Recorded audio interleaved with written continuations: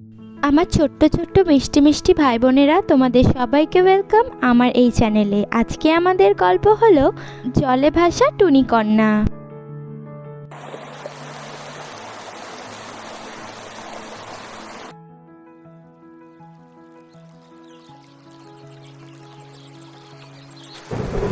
জঙ্গলের মধ্যে বেশ কদিন ধরেই খুব ঝড় বৃষ্টি হচ্ছিল। ওই জঙ্গলের পাশেই একটি সুন্দর গ্রাম ছিল। সেই গ্রামের মধ্যেই বসবাস করত টুনি এবং তার ছানা টুনটুন। মারে টুনটুন, আমার ভীষণ ভয় করছে। কদিন ধরে যে লাগাতার বৃষ্টি হচ্ছে, জানি না কবে বৃষ্টি থামবে। এরকম চলতে থাকলে তো গ্রামে বন্যা হয়ে যাবে। না গো মা, তুমি কোনো চিন্তা করো না, সব কিছু ঠিক হয়ে যাবে দেখবে। লাগাতার বৃষ্টি হতেই থাকে, বৃষ্টি থামার কোনো নামই নেই।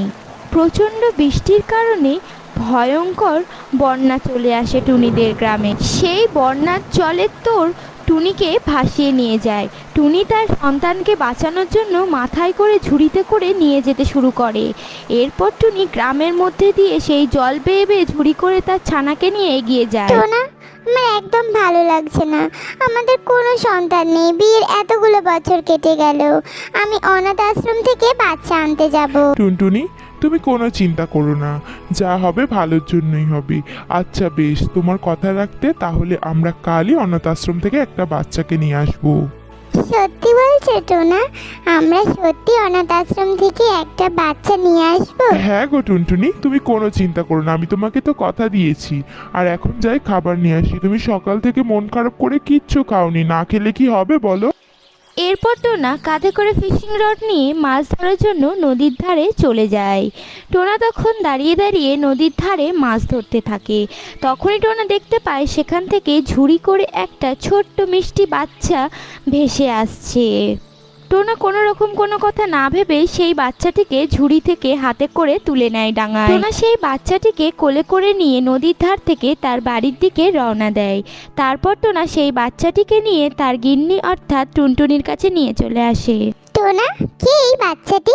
বাহ, কত মিষ্টি দেখতে। তুমি কাকে সাথে করে এনেছো? আর বলো না গো টুনি, আজকে যখন মাছ ধরতে যাচ্ছিলাম তখন দেখি ঝুড়ি করে এই বাচ্চাটি ভেসে আসছে, তাই আর দেরি না করে কোলে করে তুলে। মা, তুমি কে? তোমার নাম কি? তোমার বাড়ি কোথায়?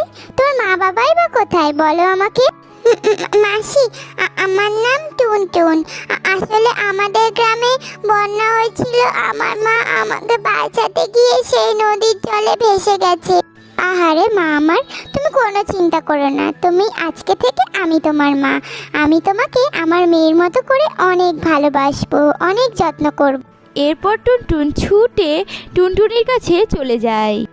টুনটুনি টুনটুনকে তার কাছে পেয়ে অনেক খুশি হয় এবং নিজের সন্তানের মতো করে অনেক আদর করতে থাকে। টোনা, আজকে থেকে টুনটুন আমাদের মেয়ে। আমরা আজকে থেকে ওকে নিজের সন্তানের মতো করে মানুষ করব। হ্যাঁ গো টুনটুনি, টুনটুন আজকে থেকে আমাদেরই মেয়ে। তাই তো যখন ওকে নদীর জলে ভাসতে দেখেছিলাম, ওকে দৌড়ে কোলে করে নিয়ে চলে আসলাম। হ্যাঁ মা, আজকে থেকে তুমিই আমার মা। এইভাবেই টুনটুনি, টুনটুন এবং টোনা সুখে শান্তিতে জীবনযাপন করতে থাকে। এইভাবেই বেশ কয়েকটা বছর কেটে যায়। টুনটুন তখন বড় হয়ে যায়। টুনটুন একদিন তার মা বাবাকে বলে, বাবা, কালকে থেকে তুমি একদম মাছ ধরতে যাবে না। আমি এখন বড় হয়েছি না, আমি তো এখন চাকরি করি। তোমাদের আর কোনো কাজ করতে হবে না। আমি যে কাজ করব সেই টাকা দিয়ে আমাদের সংসার চলে যাবে, ঠিক আছে তো? এরপর টুনটুনি স্কুটি নিয়ে তার কাজের উদ্দেশ্যে বেরিয়ে পড়ে এবং টুনটুনি অফিসে পৌঁছে যায়। অফিসে গিয়ে অনেক মনোযোগ দিয়ে কাজকর্ম করতে থাকে। তাহলে বন্ধুরা, আজকের গল্পটি যদি আপনাদের ভালো লাগে তাহলে চ্যানেলটিকে সাবস্ক্রাইব করে দেবেন এবং ভিডিওটিকে একটি লাইক দিয়ে দেবেন।